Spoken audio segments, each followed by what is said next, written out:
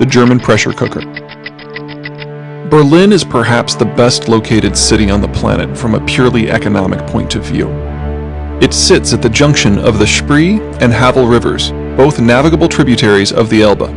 Berlin is only 60 miles from the Oder, and the Havel reaches so far to the east as to almost connect the two river basins. This grants Berlin access to one of the world's very few maritime systems that taps into more than one river. And those are just the rivers immediately proximate to Berlin. Close to the west is the Rhine, Northern Europe's financial industrial powerhouse, navigable all the way south to the Swiss city of Basel, and possessing tributaries and distributaries that spiderweb through German, French, and Dutch lands. Close to the east is the Vistula, the last major navigable river before the Eurasian Hordelands. Close to the south is the Danube, the longest river in Europe as a whole, one of the very few that flows southward, and the only one mighty enough to punch through the Alps and Carpathians. Any economic hub centered at Berlin is uniquely situated to reach almost anywhere in Europe where wealth can be created. Berlin's waterways dictate that Germany emerge as the heart of a massive empire with economic links to the North, Baltic, and Black Seas, so long as Berlin is left to develop. But Germany has almost never been left to develop. Germany's location saddles it with three critical weaknesses that make it an insecure and often poorer country, despite what ostensibly seems like the geography that most peoples could only dream of. First, Germans don't live at the western end of the continent like the Spanish or on an island like the English. They are in the very middle of the North European plain. While Germany's wealth potential is massive, German lands are inherently vulnerable. To the east is a nigh indefensible border with Poland, whose own eastern border is even less defensible. Germany's western border is similarly difficult. Opposite it is France, typically the most consolidated European power. Balkan upstarts often seethe on the other side of the Vienna Gap, while maritime powers can easily harass and at times even hold portions of the region's lengthy coastline. Being in the middle of the North European plain has made German lands the primary battleground for European dominance as long as the concept of Europe has existed. The Germans directly border 6 other nationalities: Poles, Czechs, Swiss, French, Dutch, and Danes. Nearby are the English, Norwegians, Swedes, Lithuanians, Russians, Hungarians, and Italians. In terms of proximity to and magnitude of their rivals, the Germans are in the most difficult strategic environment anywhere on Earth. Second, this man-in-the-middle position means that Germany has almost never been united. German rivers lead in different directions to different seas, making different cities look to different horizons for their economic well-being. The middle of Germany, the Harz Mountains region, is akin to having Appalachia between Boston and New York. The presence of not one, but 6 major powers in immediate proximity long denied Berlin easy control not just of its borderlands, but large tracts of its interior as well, including most of the Rhine and Oder river systems, unlike the English, who established a centralized government in the Thames Valley as early as the 10th century. The initial German proto-state of Brandenburg didn't start stabilizing as a country in its own right until the 15th century. Third, Brandenburg didn't even have the geographic characteristics that would suggest it would be able to build a successful state. Whether you are producing wheat, textiles, or cars, distance is the key in determining your levels of income. The greater your commercial reach, the better you are at connecting your high supplies to someone else's high demands. Put another way, French wine is financially accessible in next-door Belgium, but in Chile it is for special occasions only. The Germans lacked independent access to the ocean. Germany didn't control even one of its major rivers' delta cities until 1720, when it finally seized Stettin on the Oder from the Swedish Empire. Even then, German ocean access was sharply circumscribed. The Danish island of Zealand is positioned perfectly to regulate traffic between the Baltic and North Seas. Germans only got their first full access to the ocean in 1871, when Berlin finally proved able to fold Hamburg on the Elbe Delta into the German Empire.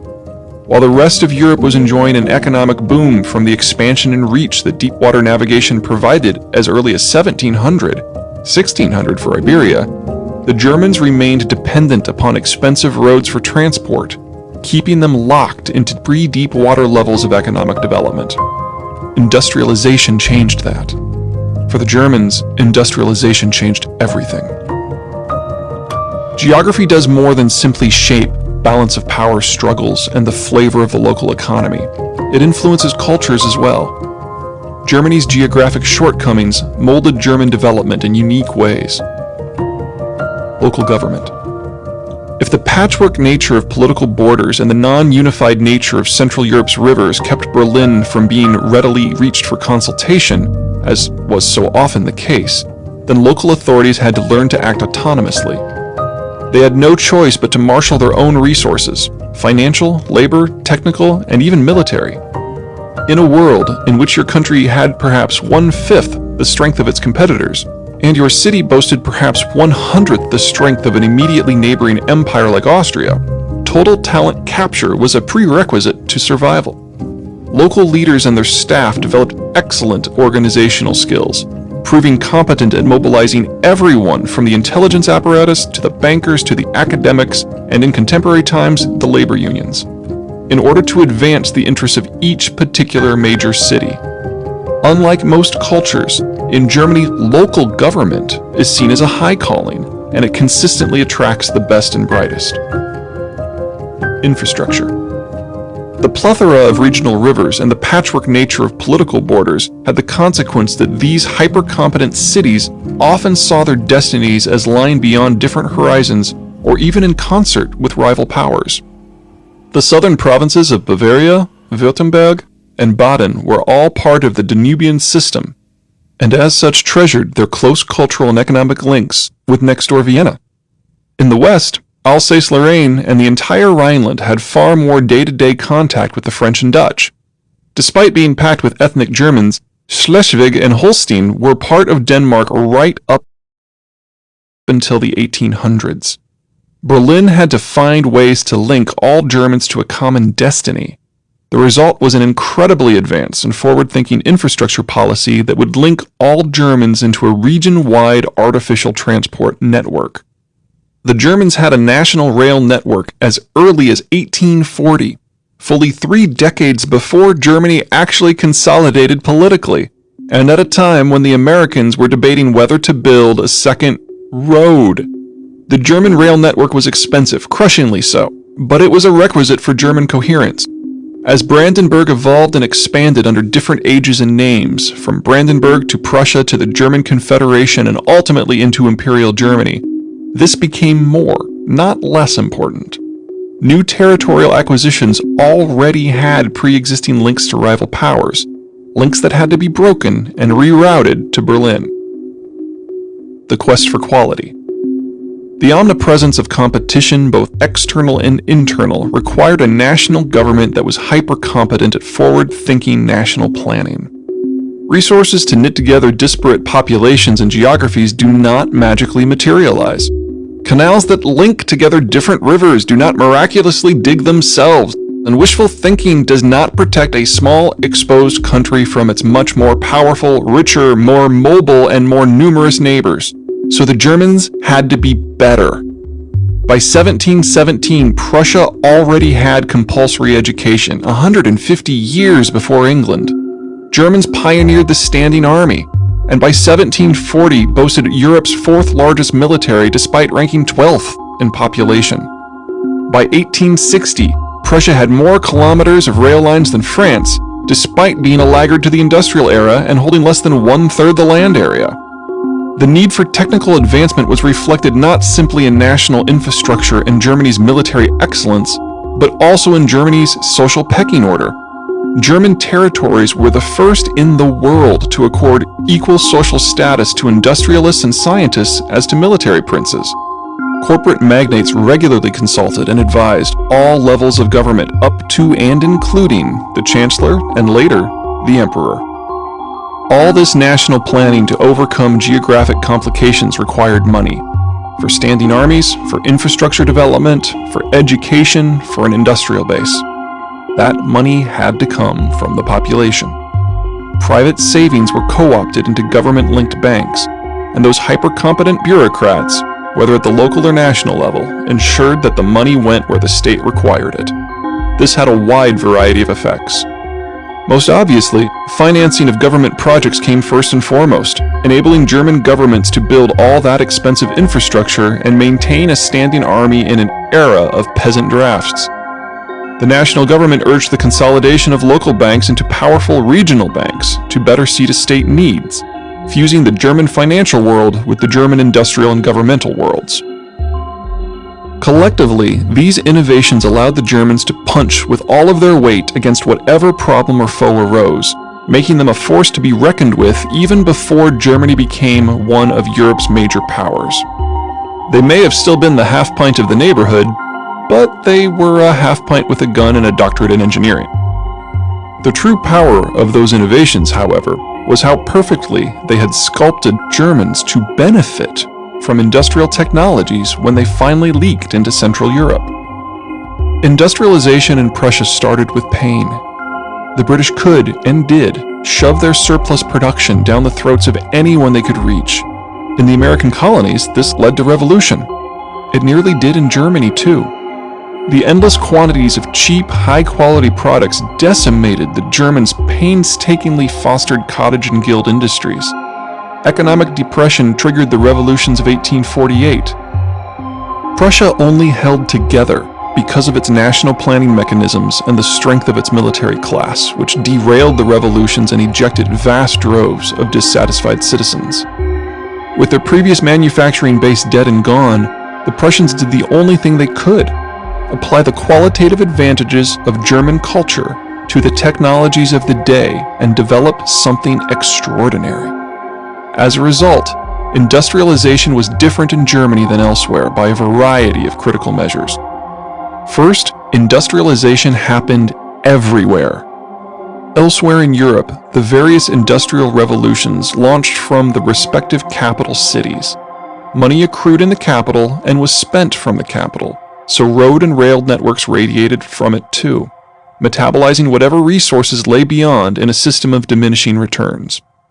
But the Germans, down to the most remote provincial city, were uniquely skilled in economic management and had already constructed the base road infrastructure that industrialization required to take root. Each and every one of the German cities was fertile ground for the seeds of industrialization. None were as powerful independently as London, but any 10 of them surpassed the English core, and the Germans had 40 regional cities. As industrialization proceeded, German cities each built their own local hub-and-spoke rail networks. The national government, needing to ensure that the various German regions remained knitted into a national whole, connected these hubs together into the world's first true national rail network. What few regional laggards remained were now surrounded and bolstered by ever-booming internal trade. Second, industrialization happened much faster. Fractured 15th century Brandenburg with no coastline or major port city was a very capital-poor country. Money had to be husbanded with ruthless efficiency. Imperial Germany of the 1870s, by contrast, controlled the bulk of Central Europe's river networks and was awash in war booty from its recent string of military victories against Denmark, Austria, and France. Germany's hyper-competent governments included industrialists on their cabinets, and the public-private pairing ensured that adequate funding reached each and every project that needed investment. Employment, growth, and output all exploded. The industrialization of England took nearly 150 years. The industrialization of Germany was carried out in less than 40. Third, German industrialization had massive military applications.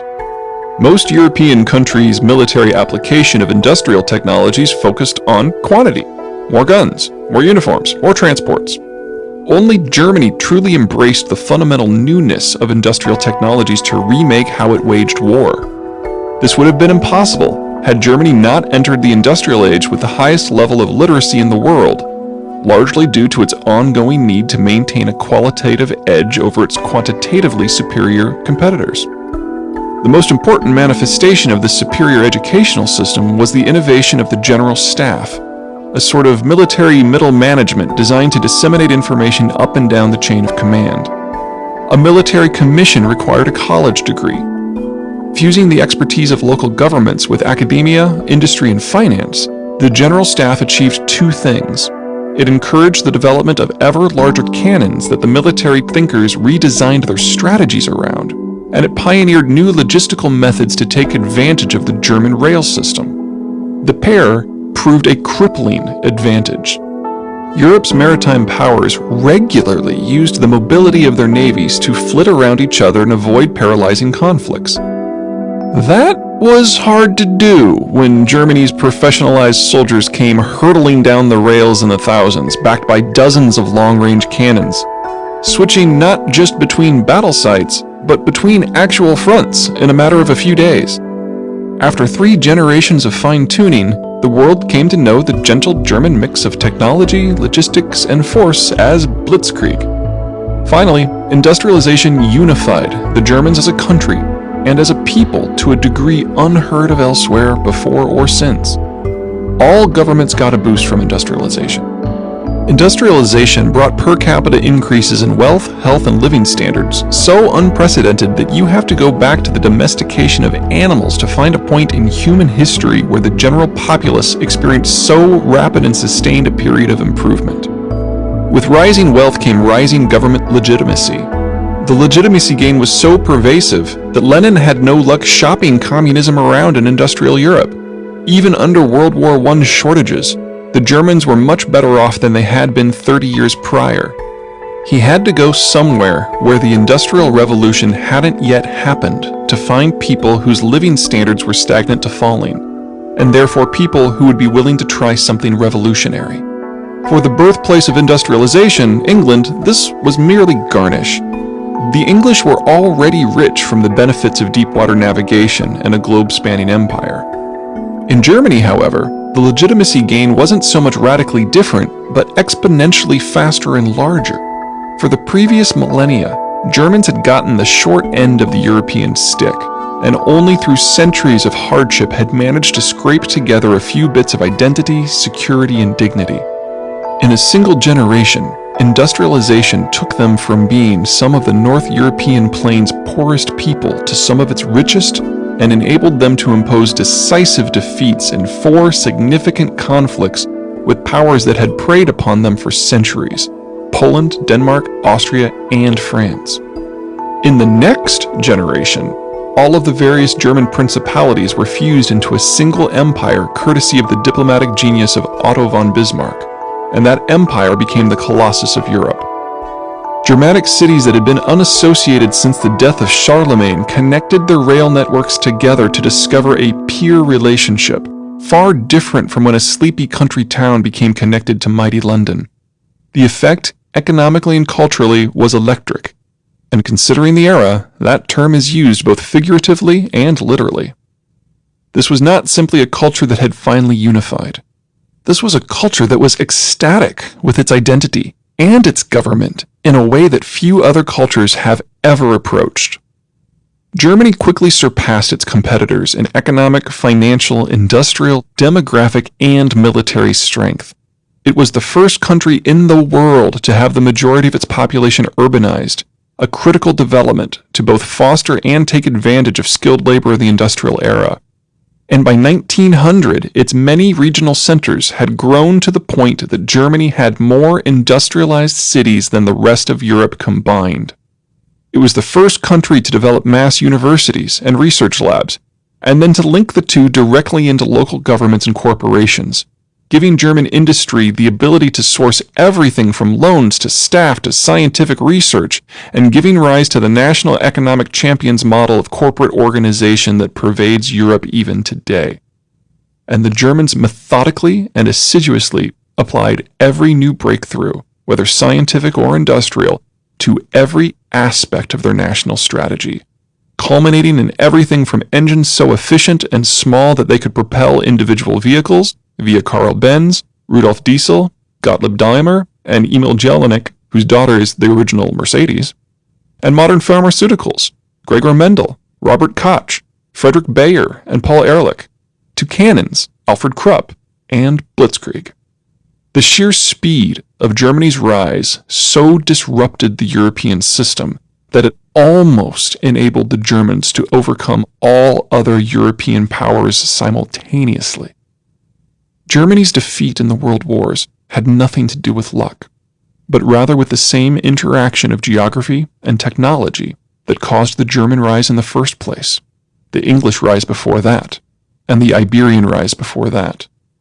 Neither deep-water navigation nor industrialization was done diffusing. England could make better use of deep-water navigation than Iberia, and Germany could make better use of industrialization than England. But there was another geography that could make better use of both.